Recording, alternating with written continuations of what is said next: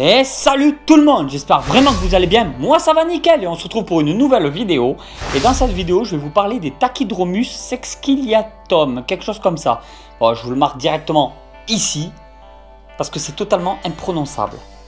Je vais surtout vous parler dans cette vidéo des petits, donc des deux bébés qui sont nés chez moi, des œufs, qu'est-ce que sont devenus les œufs. Beaucoup d'entre vous me posent la question chaque jour en commentaire, aujourd'hui je vais y répondre.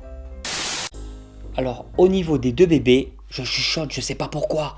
Il se retrouve un corps dans cette petite boîte, donc c'est un nid de fourmis de chez Fourmi-Homme. Et si vous avez suivi mes anciennes vidéos, vous avez pu voir qu'en fait c'était l'idéal pour élever ce genre de bébés lézards quand ils viennent de naître. Pour les blattes, j'utilise donc des Red Runner, comme je vous l'avais déjà dit en vidéo. Je tapote des boîtes à œufs avec des blattes dedans que je fais tomber dans un mug comme celui-là.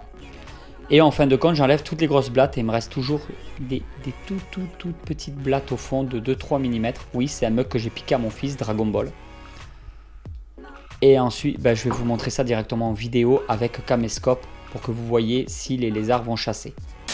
C'est vrai que je ne vous avais pas parlé au niveau des œufs et beaucoup d'entre vous m'avaient demandé qu'est-ce qu'ils étaient devenus. Il faut savoir qu'en incubation, tous les œufs, donc j'en avais 12 ou 14 il me semble, ont fini tôt ou tard par pourrir. J'ai pas réussi à faire éclore un œuf de plus, je ne sais pas pourquoi. Alors c'est marrant parce que les deux œufs que j'avais récoltés au tout début, j'ai réussi à les faire éclore.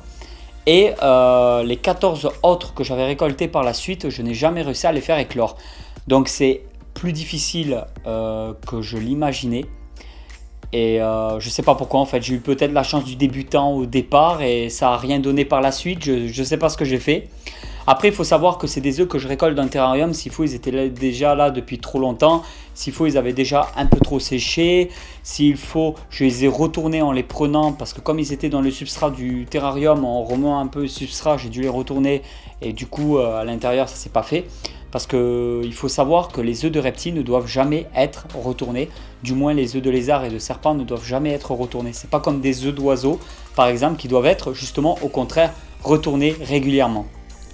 Sur un œuf de serpent ou de lézard, si vous retournez l'œuf, vous pouvez créer un genre d'hémorragie interne à l'intérieur de l'œuf. Vous pouvez décoller tous les vaisseaux sanguins qui y sont et en fait détruire l'embryon à l'intérieur de l'œuf. Donc il faut normalement toujours prendre les œufs dans la position d'origine et les reposer dans la position d'origine. De toute façon, avec le nombre de femelles que j'ai, tôt ou tard, je vais avoir d'autres reproductions. Au pire des cas, je referai une commande pour avoir plus d'adultes parce que comme je vous l'avais dit, je voulais déjà dans le gros terrarium une grosse population de cette espèce-là.